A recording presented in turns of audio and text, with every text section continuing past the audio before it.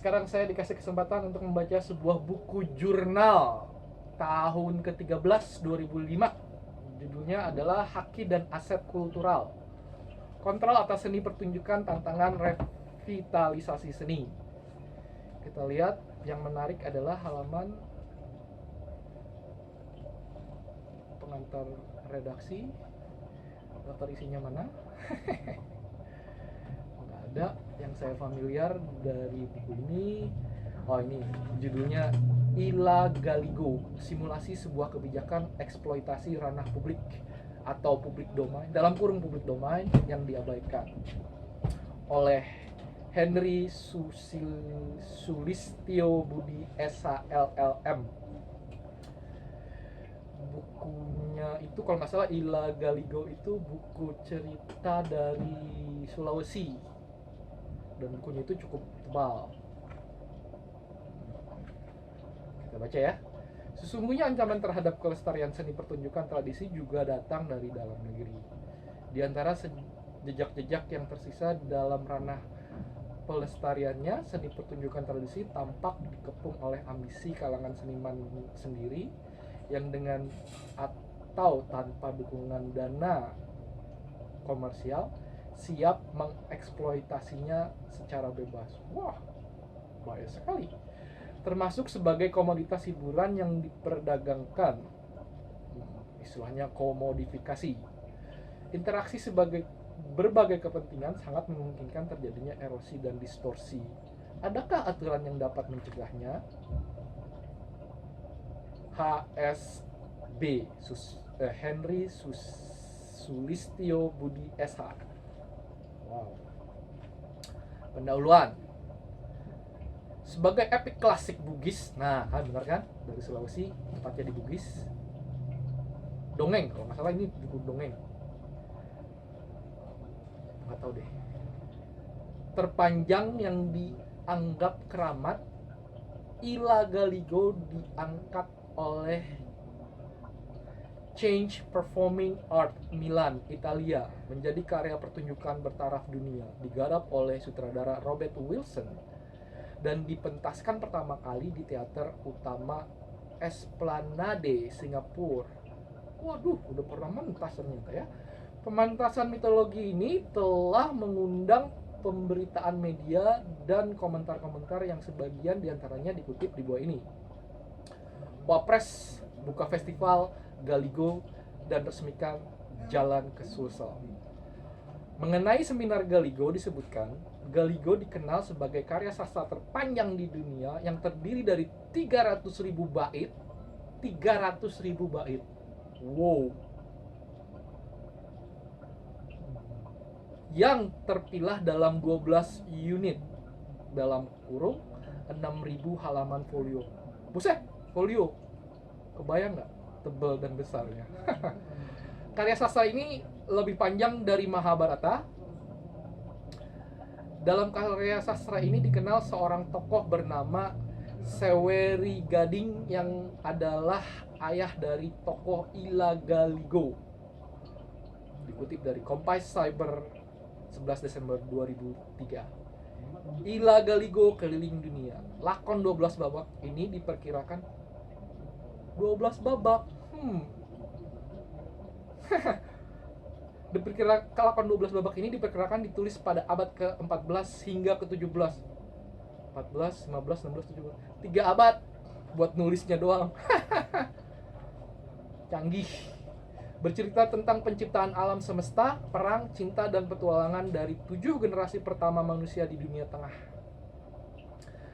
Selain melibatkan 50 seniman asli dari Indonesia sebagai pelakon utamanya, pertunjukan yang diproduksi Change Performing Art Milan, Italia ini juga menggandeng Bali Purnali Center for Art.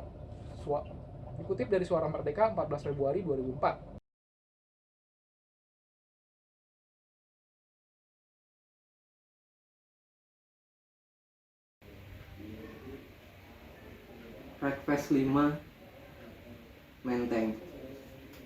Rumah Menteng. Konsep program musik yang telah lama hendak dilakukan oleh Rekfest akhirnya dapat terlaksana juga kali ini. yaitu mengadakan showcase intim di salah satu rumah yang berlokasi di seputaran wilayah berlangsungnya Wreckfest. Konsep ini benar-benar memberikan gambaran jelas tentang tujuan diadakannya festival ini, menggunakan lokasi alternatif yang telah tersedia untuk diajak bekerja sama sebagai sarana aktivitas dalam misi menginspirasi warga kota menciptakan kreativitas. Untuk kesempatan emas ini,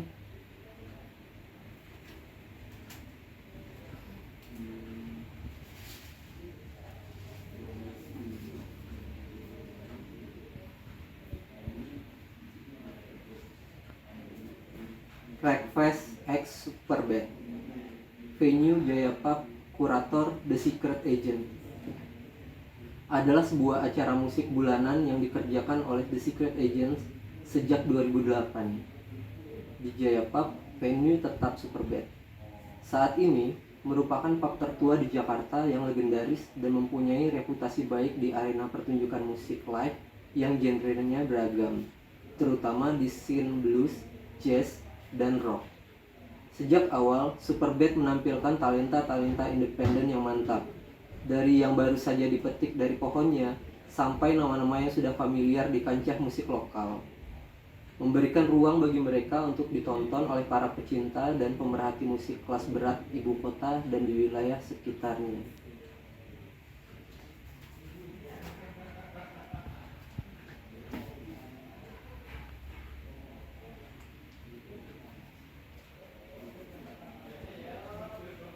Proyek video musik album kompilasi Dentum Dansa Bawah Tanah oleh Indra Ameng. Album kompilasi Dentum Dansa Bawah Tanah yang dirilis pada Oktober 2016 yang lalu oleh Pepaya Record berkolaborasi dengan Studio Rama, melakukan eksperimen dengan mengundang 13 seniman video untuk merespon 13 track lagu yang ada di dalam album kompilasinya dengan membuat karya video musik. Penayangan khusus kompilasi video musik ini menjadi salah satu highlight dalam Festival Movie Party 2016. Ada 13 video musik terbaru yang perlihatkan perkembangan terkini dari scene musik elektronik ibu kota, sekaligus pencapaian mutakhir dari para seniman video lokal. Walaupun pengerjaan karya-karya video musik ini sendiri baru dimulai sejak Agustus 2016, tapi sungguh di luar dugaan semua karya video musiknya bisa dihadirkan dalam Festival Musik Party kali ini. Hasilnya pun luar biasa keren, apalagi ketika karya-karya ini ditampilkan secara utuh untuk pertama kalinya dalam bentuk kompilasi video musik.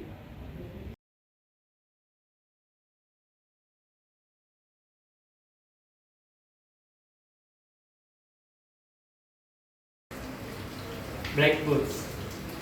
Akhirnya, pada saat-saat terakhir sebelum fanzine ini fotokopi untuk diperbanyak, interview yang kami tunggu-tunggu ini muncul juga.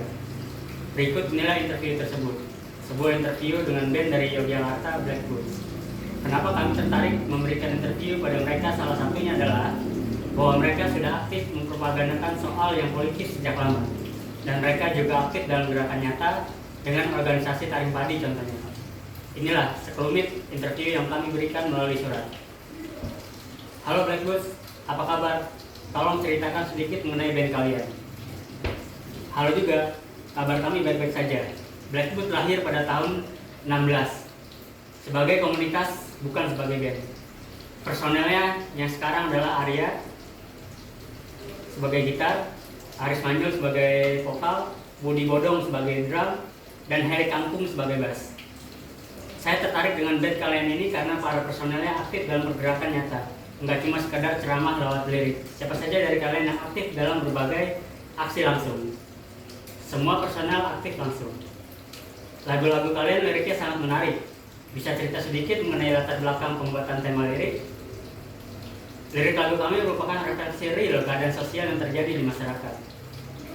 Sekarang kita masuk kepada masalah punk di Indonesia.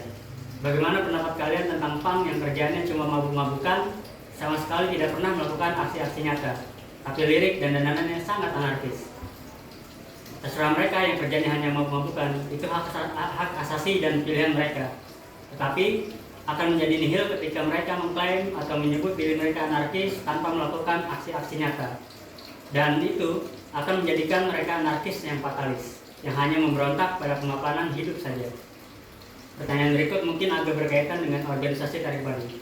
karena saya melihat bahwa personel kalian aktif dalam organisasi tersebut. Bisa bercerita sedikit mengenai organisasi ini? Taring Padi adalah lembaga budaya kerakyatan, di mana lembaga ini punya komitmen kepada rakyat yang dimarginalkan secara ditindas. Taring Padi berdiri sejak tahun 1998, lalu dan pada bulan Desember ini akan berusia genap 1 tahun. Gerak dari Taring Padi tidak hanya dalam kesenian saja, tapi kami juga melakukan aksi ke jalan serta melakukan pendekatan langsung ke masyarakat. Kenapa kalian memilih untuk bergabung dengan Taring Padi? Karena Taring Padi sesuai dengan jiwa para personel Black Boots. Juga Taring Padi adalah tempat kami belajar bersama untuk melakukan perlawanan yang sesungguhnya. Mungkin kalian bosan mendengar pertanyaan soal politiknya pemerintah, tapi ini kan menyangkut hidup kita semua juga. Menurut pendapat kalian, sebagai perlu rakyat mengerti soal politik? Kalau mungkin, rakyat perlu mengerti sebanyak-banyaknya mengenai masalah politik. Karena rakyat sebagai warga negara merupakan salah satu tindakan politis rakyat. Sehingga konsekuensinya rakyat berperan banyak dan tahu serta berhak mengatur perkembangan politik negaranya.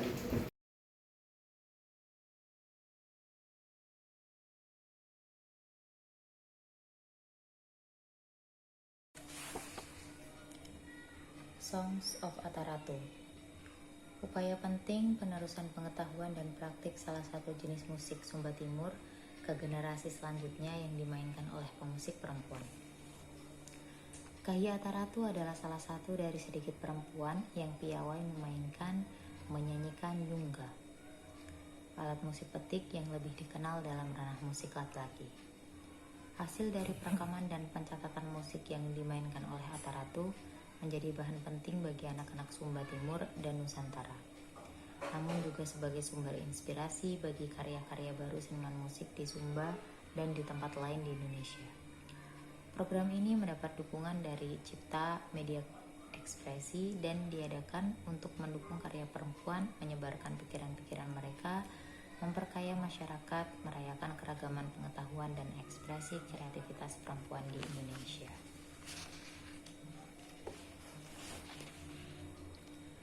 Kahiyang Ataratu dilahirkan di padang savana yang kering di Desa Hanggoro, Sumba Timur. Lebih dari 40 tahun Ataratu menulis dan memainkan musik nyungga dan menjadi salah satu musisi yang paling dihormati di Sumba Timur. Menyanyikan lagunya dalam bahasa Kambera, bahasa yang umum dipakai lebih dari 250.000 orang di Sumba Timur. Lagu dalam buku ini telah direkam di Desa Palanggai, Sumba Timur antara 2017 dan 2018. Terjemahan bahasa Kambera ke bahasa Indonesia diterjemahkan oleh Umbu Retang Wahanggara, Umbu Kabubu Palindima, dan Umbu Mateus Ranggali. Catatan koreksi bahasa Indonesia diterjemahkan oleh Rina Nur Hasanah, dirancang oleh Yonas Setsa Kresna, terjemahan bahasa Inggris dan dokumentasi oleh Yosef Lamun. Kahiyang Ataratu was born in the arid savannah of Desa Hanggoro in East Sumba. She has been writing and performing music professionally for over 40 years and is one of Sumba's most respected singer-songwriter. Ataratu sings in Bahasa Kambera, a language spoken by around 150,000 East Sumbanese people. The song were recorded in Desa Palanggai, East Sumba between 2017 and 2018. Bahasa Kambera to Indonesian translation by Umbu Retang Wahanggara, Umbu Kudu Palindima, and Umbu Mateus Ranggali. Indonesian proofreading by Rina Nur Hasanah. Book design by Yonas Setsa Kresna. English translation and audio-visual documentation by Yosef Lamun.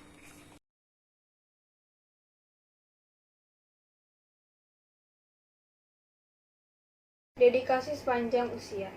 Bob Tutupoli merilis album kompilasi oleh Wening Gito Martoyo. Usianya kini 72 tahun, jejak rekamnya penuh sesak dengan prestasi sebagai penyanyi dan pembawa acara yang tak hanya cakap tapi legendaris.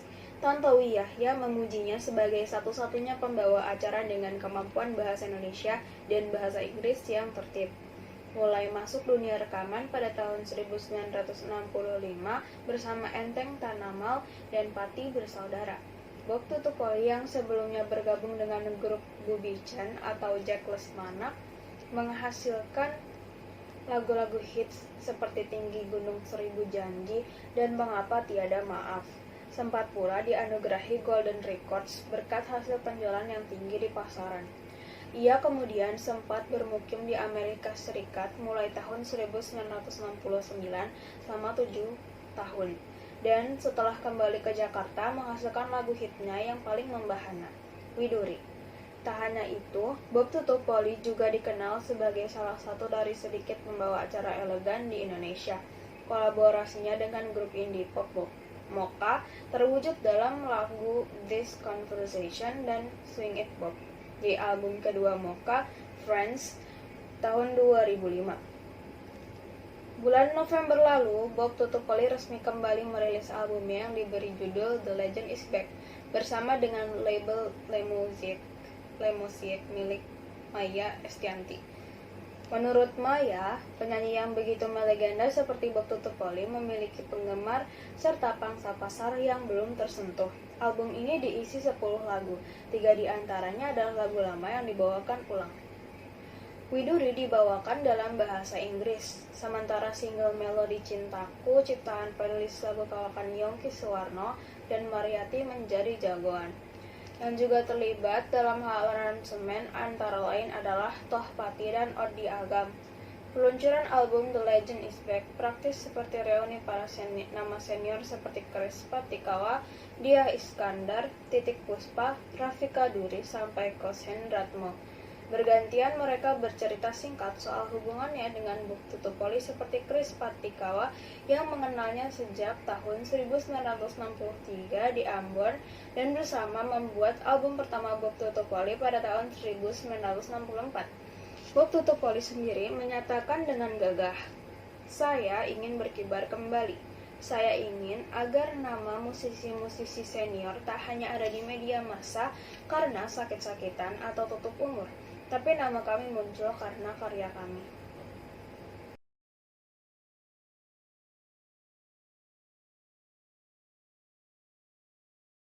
Halo, saya Felix Das. Senang bisa ikutan Reading Fest lagi setelah beberapa kali tidak terlibat. Terima kasih sudah diajak. Saya akan membacakan sepotek cerita di buku pengantar art exhibition postcardnya White Shoes and the Couples Company. Ini diambil dari konser mereka di Geraha Bakti Budaya tahun 2015. Jadi pada saat itu selain bikin konser, White Shoes and the Couples Company juga bikin postcard exhibition dan mengundang, ada berapa ya nih? Mengundangnya secara terbuka, tapi kemudian yang mengisi slotnya ada 223 orang yang berkontribusi. Crazy.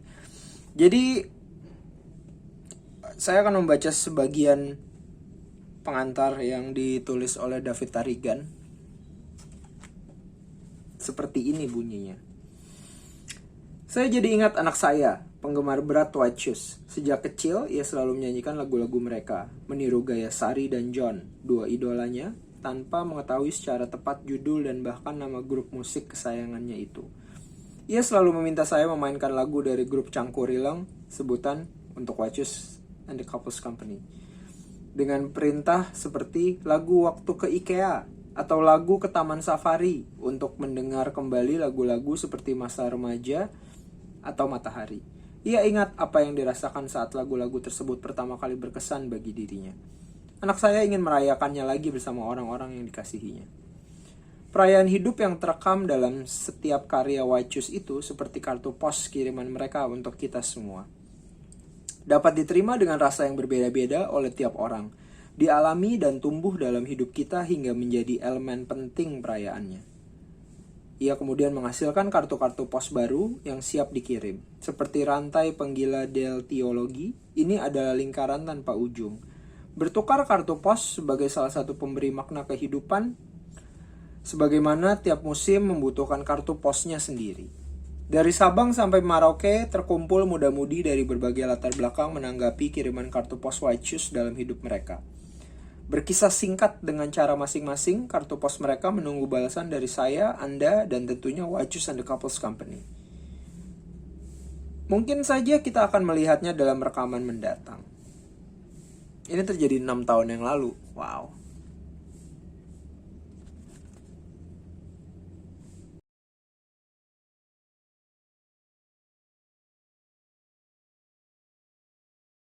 Ayo Ken, kita baca. Kawan, mari kita bernyanyi bersama. Karena hari ini ulang tahun Keanu. Kita mulai dengan menyanyikan lagu selamat ulang tahun ya. Selamat ulang tahun kami ucapkan. Selamat panjang umur kita akan doakan.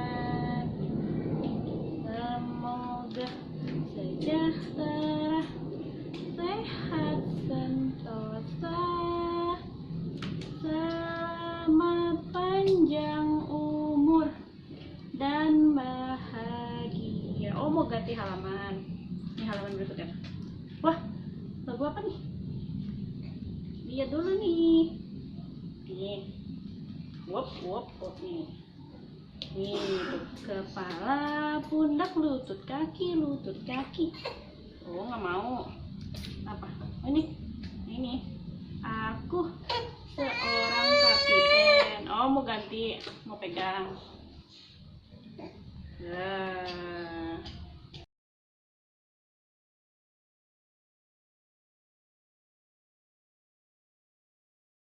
Bernie went up to the singer after the show and said, "We thought you were called the Teenage Rebels, yet you are not teenagers and you are certainly not rebellious."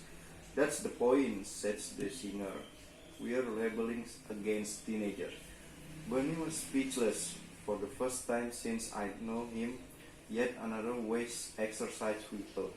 Sometimes when we've been out to clubs, Bernie would give me a lift home to my parents, right out in Greenford where we'd moved just about the time I start keeping twilight hours, which was a right drag. Kensal Green was a quick cab ride from the West End, which was within my pocket. But Greenford was in Middlesex, and many was the night I spent in the pissing rain, having walked to Acton Town Station to wait for the first train home in the morning. And we'd sit there in the car for an hour or so, chatting through what we were trying to do. It was like some kind of school of rock and roll. "Corblino Bernie," I said, "you're just like my teacher." I was half joking, half serious, but he claimed outright after that, if Bernie hadn't been around, we would have been a band, and we would have been a good band, but we wouldn't have been the band. He had a really ability for making people decide exactly what they were trying to say and do. He put it all into practice with the class. When he got Joe Strummer into the class, he asked me what I thought of him. "He's alright," I said, "but he's a bit old." "Don't you worry about that," said Bernie. "I'll have 10 years of him." And he was right, he did. Next time I saw Joe, he looked maybe not 10 years younger, but certainly a totally different man and ready to rock. What Bernie gave the class and us was an understanding of the importance of being clear-cut. If you are, it's a real strength. It's like going to buy a package of peas. You know exactly which brand you want. You go right to it without teetering around.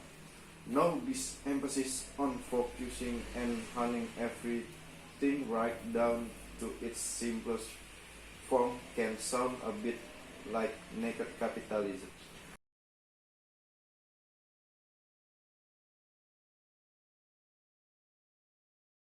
penamaan alat musik dawai. Banyak hal yang menarik dalam membicarakan alat dawai. Di antaranya adalah mengenai sebutan atau penamaan alat dawai di Nusantara maupun di dunia. Beberapa wilayah Asia seperti di Timur Tengah, Asia Tengah, dan Asia Selatan adalah peristilahan yang mirip dengan menyebutkan sejenis alat dawai menyerupai gitar. Di Uzbekistan jenis tersebut disebut dutar. Di Iran disebut setar atau untuk jenis lainnya disebut tar. Sedangkan di India Utara disebut sitar atau jenis lain disebut dotara. Di Persia atau sekarang menjadi negara Iran, pengertian kata tar berarti awal alat dawai petik, awalan du, atau secara literal berarti dua yang diletakkan di depan kata tar, mengandung makna jenis alat dawai petik dengan dua buah dawai. Demikian juga setar, awalan se, secara literal berarti empat yang diletakkan di depan kata tar, mengandung pengertian jenis alat dawai petik dengan 4 buah senar. Di Eropa, penamaan alat dawai petik juga memiliki kemiripan. Di Inggris misalnya, jenis dawai petik dari abad pertengahan disebut dengan gitar. Sementara di Itali, alat dawai petik dari abad 19 disebut dengan nama cithara. Yang menarik, sebutan yang populer di barat adalah guitar, sedang di Indonesia disebut gitar. Beberapa wilayah Nusantara di Asia Tenggara lainnya, kita juga bisa mengenal istilah yang bermiripan dengan alat dawai. Sebagai contoh, istilah alat dawai petik pada beberapa tempat pada masyarakat Batak Toba, Karo, Simalungun di Sumatera Utara misalnya disebut dengan asapi, kulcapi, dan husapi. Sedangkan pada masyarakat Kayan dan Kenya di Kalimantan disebut dengan sape atau sampe. Masih di pulau yang sama, di masyarakat Ote Danum, Melawi, Kalimantan Tengah, jenis alat dawai petik disebut dengan konyapi, konyapi, atau kanjapi, atau juga kecapi. Masyarakat di Sulawesi, khususnya Sulawesi Selatan, memiliki beberapa sebutan untuk alat dawai yang sama, diantaranya kacapi atau di masyarakat Kajang, Mandar, dan Bugis, kacamping di Makassar, atau katapi di Toraja.